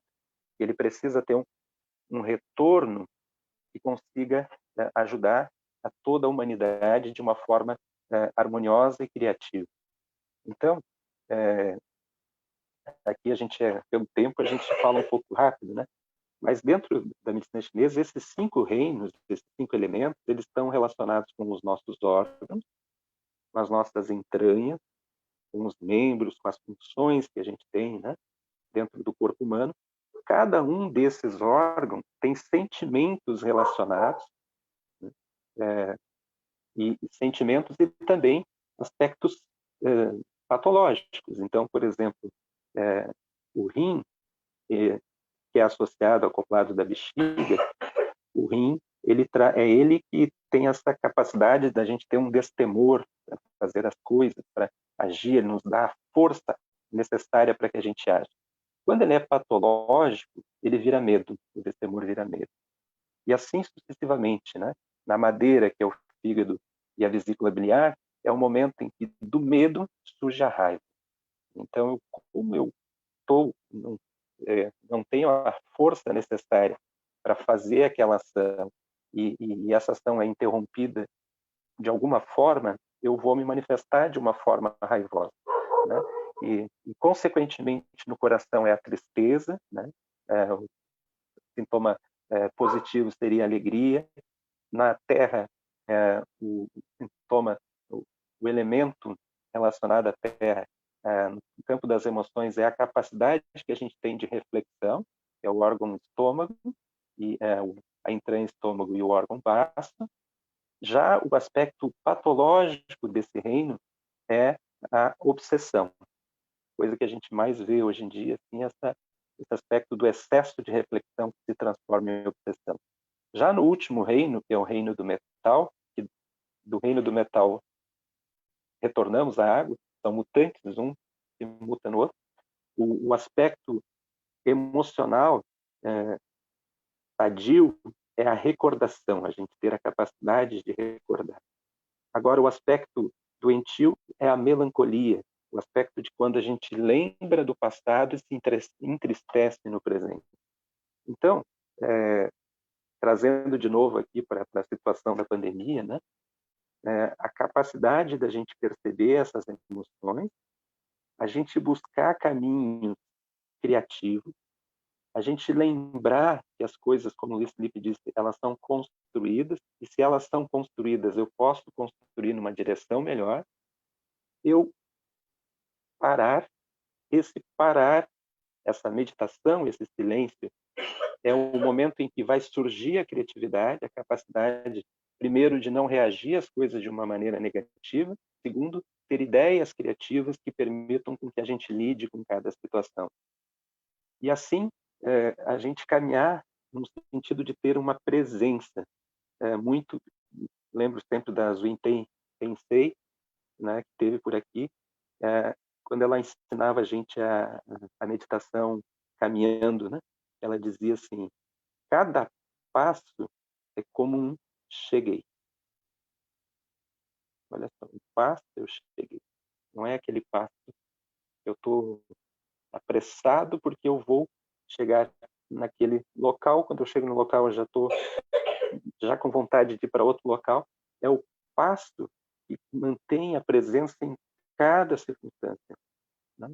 E isso é a visão que a medicina chinesa traz, da gente ter essa leveza, né? Os seres humanos conseguirem observar melhor a natureza, e quando eles conseguirem observar melhor a natureza, eles conseguirem, então, ter mais amor pela natureza, né? Preservar mais a natureza. E, por último, eu acho que o meu tempo está acabando, né? Tudo muito resumido aqui, né? A medicina chinesa, ela trabalha em 3 níveis, né? O nível celeste, humano e terrestre. No nível celeste, aquilo que nos traz o nível celeste, né, é o oxigênio, é o prana, né? O nível celeste nos traz as energias hereditárias que vão compor a nossa vida como um novo ser. O nível humano, depois eu vou ficar no céu, vou vir para a terra, né? A terra, ela vai nos fornecer os alimentos, a água, ela vai permitir com que a gente se assente. E o nível humano é o nível intermediário. E qual é o alimento no nível humano? né? São as relações. E o céu nos fornece o oxigênio, a terra nos fornece a água e os alimentos. O nível intermediário, nível humano, é o nível das relações. Esses são os 3 alimentos que nos nutrem. Se um desses níveis estiver comprometido, a gente fica comprometido e a gente fica ameaçado, sim, enquanto humanidade. Então, nós precisamos desse oxigênio, esse prana que vai nos permitir a vida, permitir essa existência num sentido mais sutil. Nós precisamos desses alimentos terrestres que vão manter a nossa estrutura, mas nós precisamos cultivar relações humanas adequadas, né? Com a natureza, consigo e com os outros. Então, respondendo de novo a pergunta do Fiorese, né? Os exemplos de solidariedade que estão surgindo durante a pandemia, eles são incríveis. Aqui mesmo pelo SEB, eu acho que tem uns 4 ou 5 grupos que se organizam para fazer doações. E no início eu achei que muitos grupos, daqui a pouco isso não vai rolar, né? Porque muitas. E no fim, eles construíram redes que todos os grupos funcionam muito bem para públicos diferentes e as coisas estão acontecendo e estão fazendo chegar. Hoje, esses dias eu perguntei para um rapaz que faz, e ele vem aqui no nosso reciclável e ele separa latinhas, né, para vender. Daí eu perguntei para ele, e aí, como é que tá lá no Castelinho, né? Vocês estão precisando de alguma coisa? Daí ele disse, não, Juca, olha, fica tranquilo. Daí eu perguntei, as coisas estão chegando? Estão chegando. Redes e redes. Tá? Então, o Castelinho, para mim, é um local de modelo assim que a gente pode pegar como um exemplo. Né? As pessoas estão ajudando umas às outras, estão ligando mais para os amigos, para os parentes, estão tentando perguntar para as pessoas como que elas estão. Então, essas são boas coisas que surgem a partir de uma situação do nosso próprio diagnóstico, que não era um diagnóstico bom enquanto sociedade. Muito obrigado. Muito obrigado, Juca. Querido Fiorese, está por aí? Bom, pessoal, a gente tem esse hábito, né, de abrir para algumas perguntas. Se alguém quiser se dirigir diretamente a algum dos convidados, quiser fazer alguma colocação, né, alguma pergunta de algum dos assuntos que foram abordados aqui, né, estamos abertos aí, pode fazer ou por escrito, ou então diretamente abrir seu áudio e conversarmos um pouco. A gente está mais ou menos no horário que geralmente a gente finaliza, mas as falas foram tão boas, a gente abre aí para umas 2 a 3 perguntas que possam surgir. Meu caro Serginho, gostaria de fazer alguma colocação? Não, eu estava bem absorto aqui pelas falas, até fiz uma observação ali, que noite maravilhosa, eu estou impressionado.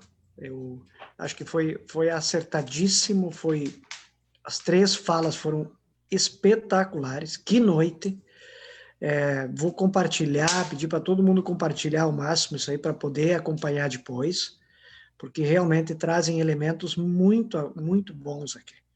Então, eu acho que na rodada final deles, nessa última, só queria sugerir, porque eu acho que não sou eu aqui, eu já vi no chat a Sandra falando, várias pessoas observando aqui as falas que foram feitas, e encantados com isso. Então, eu acho que os 3 deixar na sua mensagem final o contato, os endereços, onde as pessoas podem procurar aprender a fazer meditação, homeopatia, acupuntura, são coisas que nós temos aqui, felizmente, na nossa cidade. Então, diante dessa crise toda que nós estamos vivendo, se alguém quiser procurar esses recursos, se encontrar com essas ajudas aqui é muito legal. Então, só queria sugerir isso para finalizar aqui. E que noite maravilhosa. Baita noite, como diz os gaúchos, nesse inverno frio. Eu acho que a Regina ali tá louca para fazer uma pergunta, assim, tá se mexendo ali. Não, Regina? Se enquadrou ali, agora a gente não vai perguntar. Sandra, registrar aqui também a presença da Águida, né? A Águida tem um trabalho maravilhoso aí, né, conduzindo a política estadual, né, de agroecologia e produção orgânica, né, junto à antiga Secretaria de Desenvolvimento Rural, que foi novamente aglutinada com a Secretaria da Agricultura. Então, a Águida, fica aqui o nosso registro, o nosso agradecimento por todo esse trabalho aí de política pública e de carinho, né, e de aglutinação das instituições, entidades, ONGs, movimentos sociais que têm colaborado com a construção da agroecologia, né? Então, sinta-se abraçada, Agda.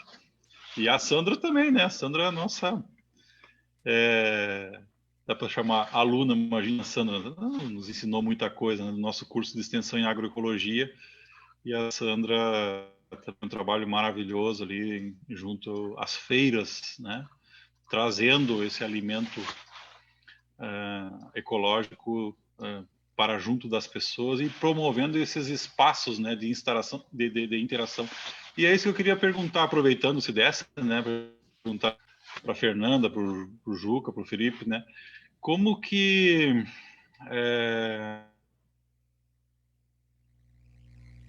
pessoas se encontram, trocam, uns compram, outros vendem alimentos, trocam semente, como que isso contribui para a saúde individual e coletiva, né?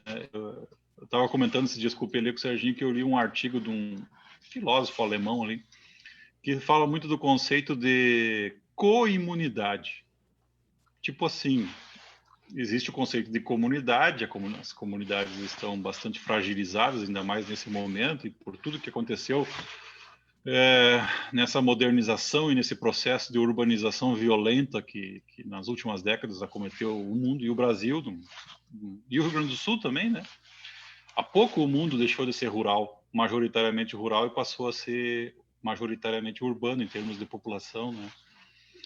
Então, essa construção da imunidade não pode ser algo somente individual, né? Por mais que as pessoas às vezes tenham conhecimento, cultura ou dinheiro, enfim, para ter acesso ao que há de melhor e buscar, mas tem que ser um processo coletivo, né? Onde as pessoas se cuidem mutuamente, né? Esse processo de empatia, e que infelizmente a gente às vezes não vê em plena pandemia muitas pessoas sendo empáticas, sendo cuidadosas com os outros, consigo mesmo, né?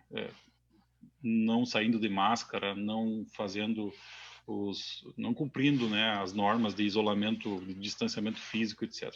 Queria só um comentário de vocês sobre isso, porque eu acho que é isso que dá sentido um pouco a esse trabalho em rede coletivo que a gente tenta fazer. Isso. Está aberto, então, aí, para os três convidados darem uma palavrinha, né? Eu vou tomar liberdade, então. Nessa pergunta, eu volto para a questão indígena. Assim. Uma vez eu ouvi do Krenak também, que ele me disse assim, que quando alguém adoecia na aldeia, eles reuniam todo mundo. Tentavam ver assim, o que está acontecendo com a aldeia. Né?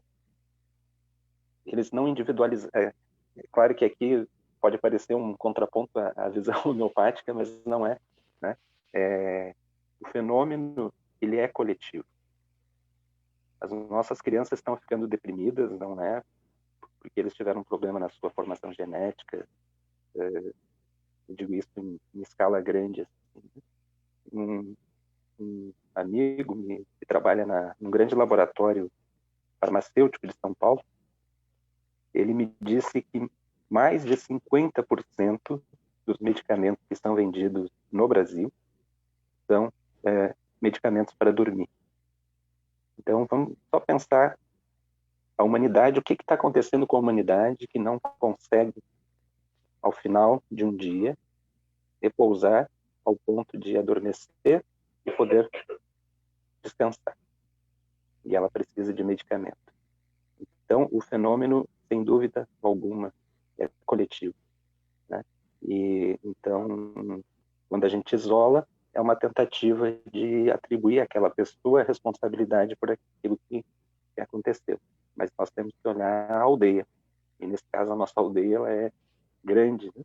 As aldeias são grandes, elas tem essa grande aldeia que é a humanidade. E a gente é inseparável. Então, a gente olhar para aquilo que a gente está fazendo coletivamente é o início do tratamento.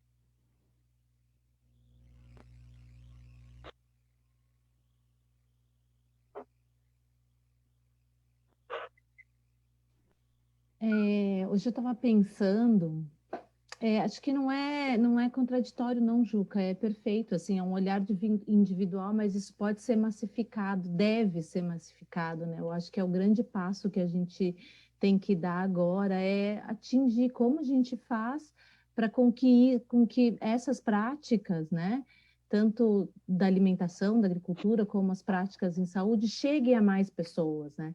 E a gente está num momento bastante propício para isso. Assim, a homeopatia tem dado grandes passos. Hoje, para vir para cá, eu fui pesquisar como que está o contexto das práticas da política de inclusão de práticas integrativas e complementares de saúde em Viamão, né? E tem coisas, parece que acontecendo de forma bastante isolada e bastante incipiente. Posso estar errada nisso, porque eu não consegui buscar as informações suficientes. Eu acho que o fortalecimento das políticas que já tem, que foram construídas e que estão a ponto de se perderem, é uma forma, é um mecanismo, é um meio da gente conseguir massificar algumas coisas, assim. E hoje eu comecei, porque como eu faço terapêutico, eu trabalho com atendimento individual, embora a minha prática de vida seja sempre trabalhar com mais e mais gente, né? Tanto que eu me forjei nos movimentos sociais, e hoje tem que chegar, a homeopatia precisa chegar em mais gente, através da Associação Brasileira de Homeopatia Popular tem chegado. O budismo, através da meditação, das práticas de meditação e de várias outras práticas de meditação não budistas, também eu percebo um esforço muito grande de fazer isso, de chegar a mais pessoas, né? E aí eu já estava pensando, então, na política, e como isso a gente pode fortalecer isso aqui, assim, fica um desafio para a gente aprofundar para as próximas vezes, para o Fórum, para o Eco Viamão, para o Tupambaé, né? Como que está a política no município, né? A política de práticas integrativas e complementares na saúde, e da gente começar a ter um olhar para isso, para essa questão da saúde, em princípio, no nosso município, né? E ver como que a gente chega em mais gente, né? Como que a gente pode abranger. A homeopatia a gente tem oferecido massivamente, mas a gente encontra alguns entraves, que às vezes são estruturais, né? Às vezes são mais classistas também, ou mais estruturais, mas o desafio é esse, e a gente acha que está com um terreno, como o Juca falou, está com um campo bastante aberto, assim, para expandir, sabe, para expansão. Gratidão, Fernanda. Luiz Felipe. Eu queria comentar, partindo do que eu estava falando, né, de que aí vocês podem considerar que é uma afirmação, né, se não precisam aceitar, embora já possam ter observado na sua própria experiência, o que surge como ambiente que a gente vive, como realidade, é inseparável do espaço interno que a gente tem. Então, partindo desse contexto, eu acho que a gente poderia, nesse sentido de comunidade, viu, Fiorese? Eu acho que a gente pode ter uma ação ativa cuidando do lugar, do espaço interno das nossas relações. Então, a minha sugestão é que a gente pegue os referenciais mais elevados, mais sábios, mais interessantes que a gente tenha, e a partir desses referenciais a gente vai se relacionar com as pessoas. Aí os nossos encontros, o nosso cultivo, a nossa comercialização, as feiras, as assembleias, as reuniões, vão ter como base movimentos que surgem de experiências de sabedoria. Sabe? É nessa condição que a gente vai ter condição de ajudar a surgir bases de convergência. A gente precisa de convergência dos nossos olhares. A divergência já está para tudo que é lado. Se a gente pegar, por exemplo, o movimento social, Eu acho, sinceramente, que a nossa história do movimento social, se a gente pode dizer um fio da nossa história, é a história das nossas divergências, não é a história das nossas convergências, no sentido geral, né? Então, construir convergência, eu preciso estar num lugar de construção de convergência. Eu entendo, partindo da visão budista, que eu acho que ela é muito útil, mas a visão cristã, muitas visões vão trazer valores positivos, valores elevados das relações humanas, entre si, com o meio ambiente, etc., etc., que podem ajudar a gente no relacionamento melhor. E no ambiente de relação melhor, a nossa saúde melhora. Aí, por isso, o sentido da coimunidade. Porque eu trabalho junto, eu tenho movimentos coletivos, um acolhe o outro. Sabe essa postura de acolhimento? Se eu sei que o surgimento da minha noção de realidade se dá a partir de um lugar na minha mente, o outro também. Então, se o meu companheiro, eu vejo que ele não está bem, eu posso ter uma postura de acolhimento, de ajudá-lo a se movimentar de outro lugar. Sabe pessoas que têm essa habilidade? Já pensou em olhar, já tentou olhar de outro ângulo? Ela nos ajuda, a gente olha de outro ângulo. E olha de outro ângulo. Já experimentou olhar de cima? Já experimentou olhar de baixo? A gente vai vendo que aquilo que a gente está vendo é uma fresta. A gente pode ter essa habilidade. Você já experimentou escutar um pouquinho mais? Já experimentou deixar teu colega falar e não interromper? Já tentou se colocar no lugar dele? Sabe, se os referenciais são amplos, a gente vai ajudar. Base de convergência, saúde, sabe? Aí coimunidade. Eu acho que a gente pode fazer muito. A gente tem muitos meios para fazer. Aí cada um vai trabalhar no seu esfera. Acho que essa rodada, né, consegue fechar bem aí o espírito, né, do nosso encontro, a fala dos nossos convidados, né, e fechando a nossa noite, né. Não sei se mais alguém gostaria de perguntar alguma coisa, se ficou algo que precisaria ainda ser dito, né. Eu acho que uma fala da Fernanda, né, eu não vou abrir essa janela, né, falando muito, né, mas eu não me lembro o ano, o Juca pode nos ajudar, quando nós trouxemos aqui no 108 Horas a Carmen Simone, né? Como que era o nome daquela pessoa que trabalhava com as práticas integrativas? O teu som está um pouquinho baixo. Quase, Quando nós em 2011, nós tivemos aqui no 108 Horas a Carmen Simone, ela é médica sanitarista, e ela coordenou a implantação nacional das práticas integrativas e complementares no Sul, ainda no governo Lula, se não me engano, né? E ela esteve aqui, nós apresentamos ela para o pessoal da prefeitura, tivemos vários encontros, né, com o grupo da prefeitura, resultou numa lei que autorizava a adoção de práticas integrativas e complementares em Viamão. Só que com o tempo, assim, não andou, as reuniões eram esvaziadas e então a secretária, ela é muito empenhada, se não me engano o nome dela é Inajara, né? Serginho, eu acho que conhece ela. Na época... Indianara era o nome dela. Indianara, isso mesmo. E ela, inclusive, não era da área de saúde, ela era da área de educação, mas ela compreendeu perfeitamente a importância das práticas, assim, e a gente, as notícias que a gente tem é que não andaram, né? Isso tem lei permitindo. As práticas são muito importantes do ponto de vista preventivo, e o próprio nome já diz, elas são integrativas, né? É o que está sendo feito aqui hoje, né? Lá tem meditação, tem nutrição, tem todas, assim, aqui em Viamão a gente tem pessoas da biodança, assim, maravilhosas, né, o Nenel, que viaja internacionalmente para muitos centros, né, com diferentes práticas. Então, eu penso que a gente precisaria pensar nisso, assim, o que esse conjunto de práticas, de uma maneira integradas, podem trazer para Viamão. Então, vamos dizer que o município, enquanto administração possa não fazer, mas nós podemos, né? Então, a gente poderia fazer um grande encontro dessas diferentes tradições aqui, né? Viamão tem muita gente fazendo coisas maravilhosas. Até quando o Pele me convidou, eu falei, olha, Pele, essa mesa fica restrita para falar de práticas integrativas. Nós precisávamos convidar, né, muito mais gente, assim, com as ervas medicinais, né, outros tipos de práticas, né? Então, fica aqui essa provocação, assim, da gente, nesse movimento, né, que inclui todas essas organizações que está promovendo esses encontros, da gente pensar alguma coisa nesse sentido, assim, né? De aqui a gente ter um grande centro de união dessas diferentes práticas e que a gente possa oferecer para as pessoas de alguma maneira, né? E o poder público nós vamos a gente fazer, né? Creio que todos os três aqui que estão aqui fazem de alguma forma, né? Porque a gente está oferecendo, né, serviços com valores bem adequados, assim, que permite as pessoas de baixa renda acessar, muitas vezes sem pagar nada, né?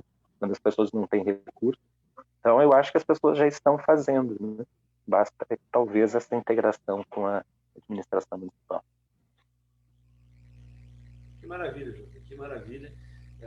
Eu acho que esse é o caminho que a gente tem utilizado aqui, não só nesse encontro, mas nessas redes que nós temos construído aqui no SEB, né, no 108 Horas, junto com o Instituto Federal, em alguns momentos até com a própria prefeitura, em outros momentos a prefeitura não se fez presente, e a gente segue fazendo o nosso papel, né?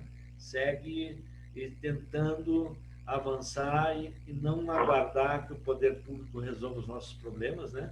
E a nossa rede cada vez está maior, né? Eu vejo na própria Tupambaé do ano passado a quantidade de pessoas que vieram palestrar, a quantidade de pessoas que se reuniram, né? Em prol do mesmo motivo, da mesma convergência, né? Eu acho que é por aí que a gente segue e por aí que a gente vai finalizando, né, esse nosso encontro tão maravilhoso com 3 convidados tão queridos. A gente pode abrir os microfones, a gente tem feito essa prática no final, né? As pessoas que quiserem nos dar um oi aqui podem abrir o microfone e se cumprimentar e a gente vai finalizando por aqui, tá bom? Gratidão, Juca, gratidão, Luiz Felipe, Fernanda. Agradeço. Muito bom, Boa noite pessoal. a todos. Muito obrigado, bom, Felipe, gratidão. Fernanda Obrigado, e o Juca. Boa Obrigado, noite, gente. gente. Valeu. Foi uma noite maravilhosa. Obrigada por tudo. Até a próxima quinta, mas antes, quem puder prestigiar a cerimônia da semente dos Guarani, da aldeia Cantagalo, Cortou. Repete, Fiorese, que cortou. do Viamão, YouTube da Viamão. Estão todos convidados a prestigiarem, acompanharem, colaborarem. Cerimônia da semente. Começa o calendário agrícola Mibiá Guarani. Valeu, boa noite. Quando? Quando? Sábado 22. Ah, legal. Depois da manhã. Beleza. Isso. Boa noite. Obrigado, gente. Valeu. Valeu. Obrigado, pessoal. Valeu, gente. Tchau. Tchau. Obrigado, Felipe, mais uma vez. Nosso técnico, palestrante e tudo hoje. Tudo bom? Vou parar o Facebook, hein? Isso aí.